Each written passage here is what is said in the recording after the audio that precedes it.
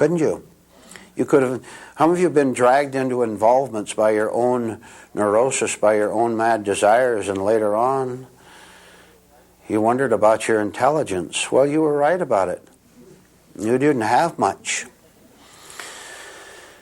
We can take a single word right now and describe why our involvements with ourselves and with the exterior world are all wrong.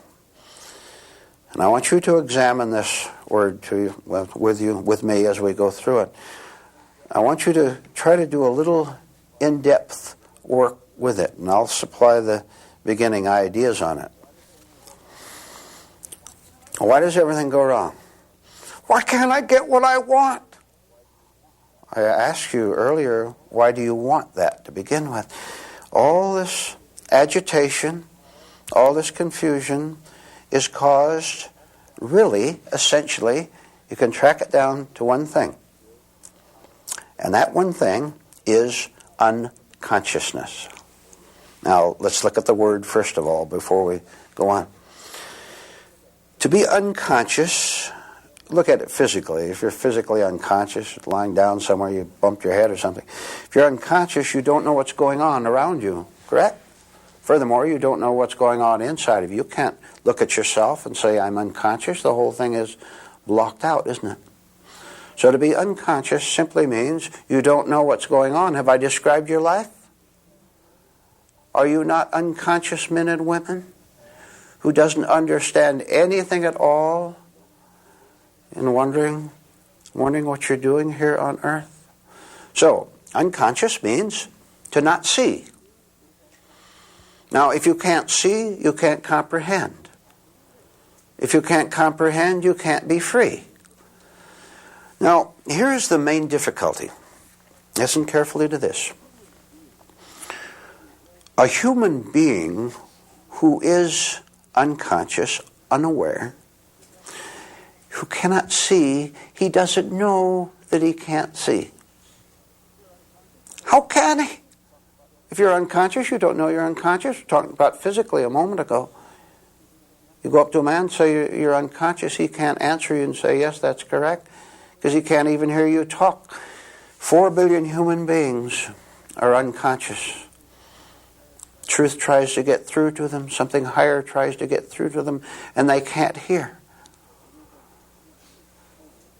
What do you suppose you are going to have to do about the state in which you are your own worst enemy, because you're not only asleep spiritually, but you don't know you are?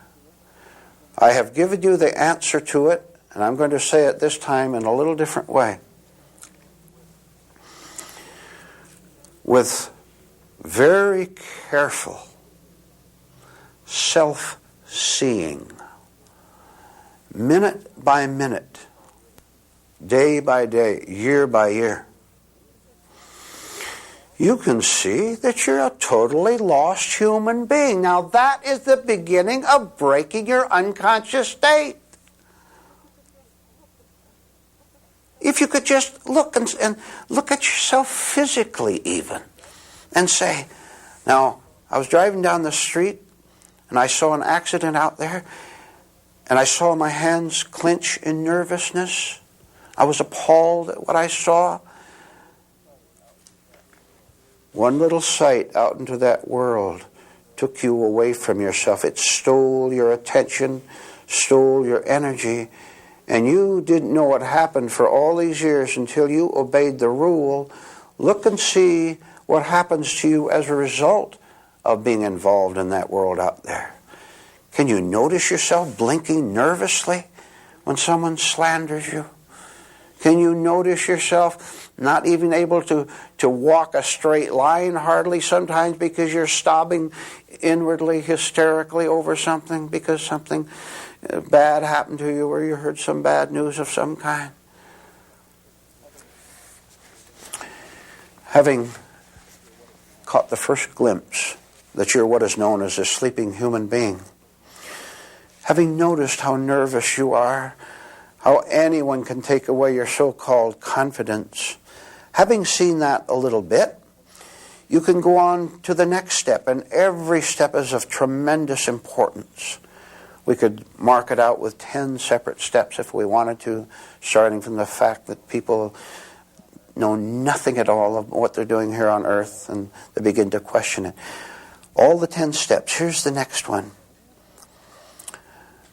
When you see yourself not in command of yourself, what's your next reaction?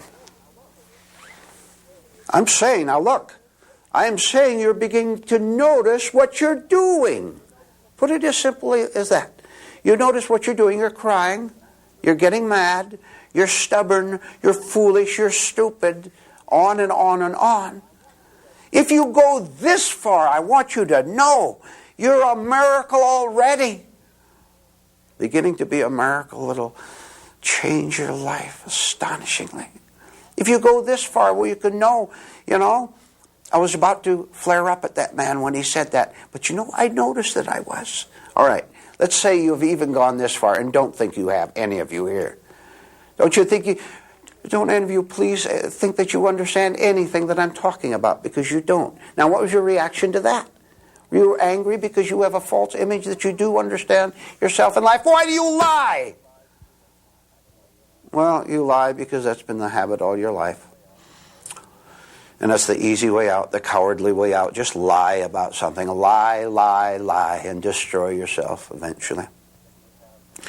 But let's say that you have, after many years of hard work of studying what you've heard just so far now, hard study of it, you finally understand that you are indeed in the grip of something very wild.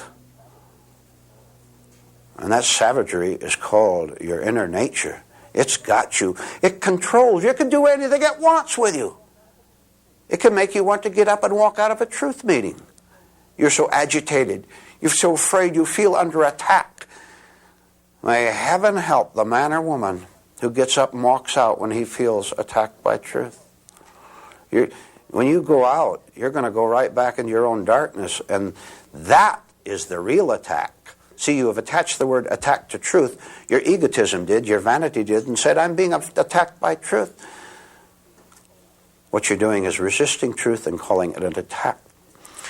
You go out, you get attacked by your own nature. That is a real attack, which shows that you're a very foolish human being. Having sensed that there's something wild and vicious inside of you that doesn't care about anything or anyone except destruction, including your own destruction. Having noticed that, you can then go on to another extremely important stage. You're not out of the woods yet. You're not out of the jungle by a long ways yet. You're still living with all the tigers and lions and wolves inside of you. Aren't you? Nod your head. Aren't you? Of course you are. Well, you can't lie to me. Of course you are. Nod your head. Having understood that, you're going to have to go through a lot of conscious, agonizing pain in order to break down the thought, break down and dissipate, push away. Eventually, you're going to have to push away the thought, I am that tiger. I am that savagery. I am that rude person, or whatever other insult you put on yourself. You see, every human being, including you, thinks he needs to have an identity. He needs to say definitely, look, sir, look, world, this is what I am. One person will say, I'm a spiritual student, and I just love to go places where they talk about truth. Another person will go to the very opposite and say, don't you give me that stuff. I went through that as a kid in Sunday school. Don't give me that stuff. I know what life is all about. Life is all about grabbing. Life is all about grabbing and running as fast as you can and getting it.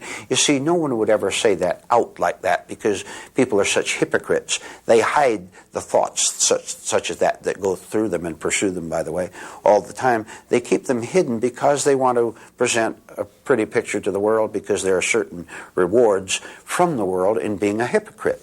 The world will reward hypocrisy as long as it calls itself something else. As long as you call yourself a strong leader or something like that, you will indeed be rewarded. And that's the end of your rewards. You'll be rewarded. You could be rewarded as much as 50, 60, 90 years even. You could be praised by society, by your spouse. And you can be praised by yourself for a long time too.